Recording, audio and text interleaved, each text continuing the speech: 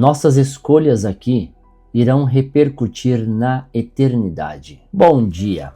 Hoje, dia 7 de maio, e vamos começar com o nosso devocional. Há caminho que parece certo ao homem, mas no final conduz à morte. Provérbios 14:12.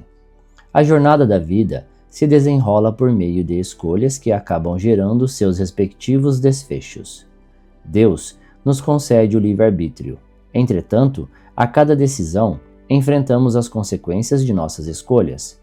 Nossas decisões têm o poder de moldar nosso destino, influenciando-o positiva ou negativamente, em direção aos propósitos de Deus ou na contramão deles.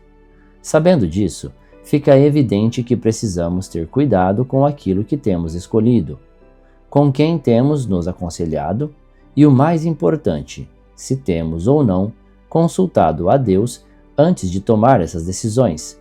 É muito fácil nos perdermos em nossos próprios pensamentos e emoções, e, levados pela correria do dia a dia, tirarmos Deus Pai do centro de nossa vida. Mas o fato é que isso pode nos custar caro. É fundamental compreender que o amor de Deus por você vai além das crises, dúvidas e pensamentos de insuficiência.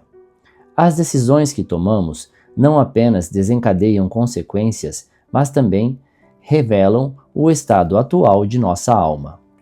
Refletindo sobre as decisões que você enfrenta hoje, questione-se: Deus está envolvido nesses caminhos? Suas escolhas apontam para um destino que o aproxima de Deus e do propósito dele para a sua vida, ou são guiados apenas pela satisfação de desejos pessoais?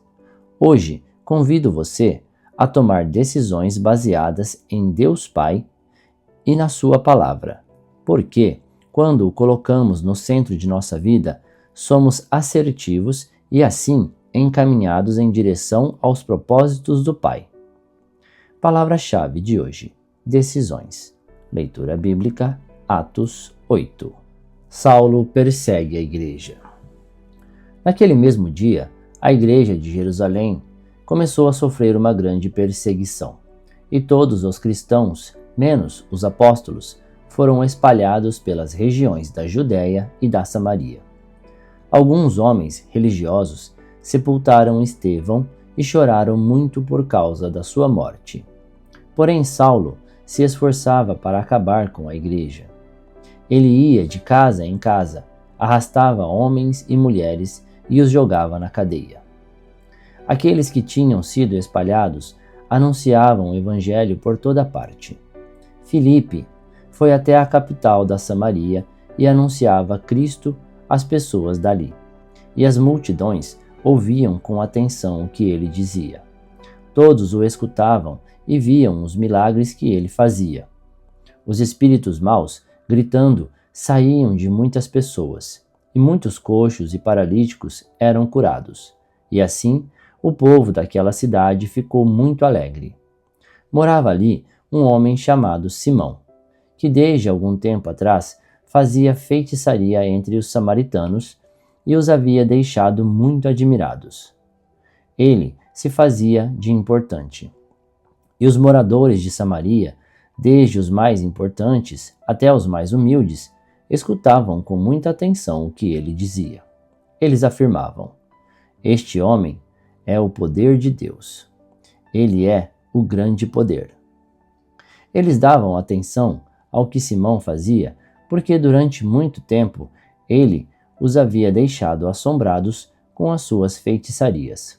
Mas acreditaram na mensagem de Filipe a respeito da boa notícia do reino de Deus e a respeito de Jesus Cristo, e foram batizados, tanto homens como mulheres. O próprio Simão também creu, e depois de ser batizado, acompanhava Filipe de perto, muito admirado com os grandes milagres e maravilhas que ele fazia. Os apóstolos que estavam em Jerusalém ficaram sabendo que o povo de Samaria também havia recebido a palavra de Deus e por isso mandaram Pedro e João para lá. Quando os dois chegaram, oraram para que a gente de Samaria recebesse o Espírito Santo, pois O Espírito ainda não tinha descido sobre nenhum deles. Eles apenas haviam sido batizados em nome do Senhor Jesus.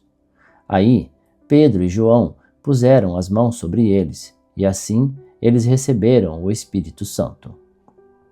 Simão viu que, quando os apóstolos punham as mãos sobre as pessoas, Deus dava a elas o Espírito Santo. Por isso, ofereceu dinheiro a Pedro e João, dizendo: Quero que vocês me deem também esse poder. Assim, quando eu puser as mãos sobre alguém, essa pessoa receberá o Espírito Santo. Então Pedro respondeu: Que Deus mande você e o seu dinheiro para o inferno. Você pensa que pode conseguir com dinheiro o dom de Deus? Você não tem direito de tomar parte no nosso trabalho, porque o seu coração não é honesto diante de Deus. Arrependa-se, deixe o seu plano perverso e peça ao Senhor que o perdoe por essa má intenção. Vejo que você está cheio de inveja, uma inveja amarga como fel, e vejo também que você está preso pelo pecado. Aí Simão disse a Pedro e a João: Por favor, peçam ao Senhor por mim, para que não aconteça comigo nada do que vocês disseram. Depois de terem dado o seu testemunho e de terem pregado a palavra do Senhor, Pedro e João voltaram para Jerusalém. No caminho, eles espalhavam o evangelho em muitos povoados da Samaria. Um anjo do Senhor disse a Filipe: Apronte-se e vá para o sul, pelo caminho que vai de Jerusalém até a cidade de Gaza. Pouca gente passava por aquele caminho. Filipe se aprontou e foi. No caminho, ele viu um eunuco da Etiópia, que estava voltando para seu país. Esse homem era alto funcionário, tesoureiro e administrador das finanças da rainha da Etiópia. Ele tinha ido a Jerusalém para adorar a Deus. Na volta, sentado na sua carruagem, ele estava lendo o livro do profeta Isaías. Então, o Espírito Santo disse a Filipe: Chegue perto dessa carruagem e acompanhe-a. Filipe correu para perto da carruagem e ouviu o funcionário lendo o livro do profeta Isaías. Aí perguntou: O senhor entende o que está lendo?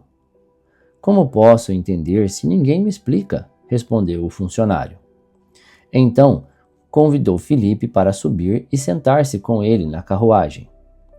A parte das escrituras sagradas que o funcionário estava lendo era esta: Ele era como um cordeiro que é levado para ser morto. Era como uma ovelha que fica muda quando cortam a sua lã. Ele não disse nada, foi humilhado, e foram injustos com ele. Ninguém poderá falar a respeito de descendentes dele, já que a sua vida na terra chegou ao fim. O funcionário perguntou a Filipe: Por favor, me explique uma coisa. De quem é que o profeta Isaías está falando? É dele mesmo ou de outro? Então, começando com aquela parte das Escrituras, Filipe anunciou ao funcionário a boa notícia a respeito de Jesus. Enquanto estavam viajando, chegaram a um lugar onde havia água.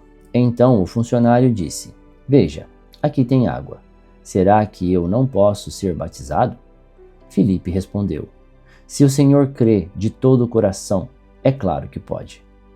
E o funcionário disse: Sim, eu creio que Jesus Cristo é o Filho de Deus. Ele mandou parar a carruagem. Os dois entraram na água e Filipe o batizou ali. Quando eles estavam saindo da água, o Espírito do Senhor levou Filipe embora. O funcionário não viu mais Filipe, porém continuou a sua viagem cheio de alegria. De repente, Filipe se encontrou na cidade de Azoto e seguiu viagem, anunciando o Evangelho por todas as cidades até chegar a Cesareia. Você sabe como tomar a decisão certa?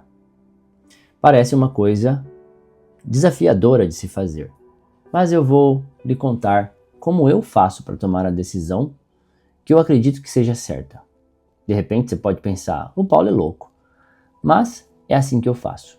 Toda vez que eu tenho que tomar uma decisão na minha vida, eu peço a Deus. Eu simplesmente peço a Ele. Às vezes, Deus me responde em palavras. Ele apenas fala dentro da minha cabeça comigo. Às vezes, eu falo para Deus: Pai, se for de sua vontade, me ajuda nessa decisão. Por favor, me indique o caminho. Se a resposta for sim, me mostre tal coisa. Se a resposta for não, me mostre tal coisa. E é assim que eu converso com Deus. E é lógico, pode parecer uma forma bem complexa de se falar com Deus. Mas eu aprendi que depois que eu comecei a fazer essas coisas, eu não estou mais no caminho errado. Toda vez que eu faço isso, toda vez que eu converso com Deus, toda vez que eu pergunto para Ele: Pai, para onde eu tenho que ir? Qual que é a direção correta? Devo fechar negócio com essa pessoa, sim ou não? Devo fazer negócio com aquela outra pessoa, sim ou não? Devo dar esse passo adiante nesse tipo de negócio, sim ou não? A minha vida, ela tem tomado um rumo que eu estou muito satisfeito. Graças a Deus, as decisões que eu tomo, depois que eu comecei a pedir o conselho de Deus, depois que eu comecei a colocar Ele sempre em todas as decisões que eu tomo, a minha vida tem ido para um rumo que eu estou muito feliz. Um rumo agradável. Eu tenho certeza que Deus está presente na minha vida. E eu aconselho você a fazer o mesmo. Simplesmente pergunta para Deus. Pede para Ele: Pai, para onde devo ir? Qual decisão devo tomar? Permita que Deus esteja em sua vida, nas decisões boas e nas decisões ruins, sempre. E eu tenho certeza que Ele vai te ajudar. Muito obrigado. Tenha um ótimo dia e que Deus o abençoe.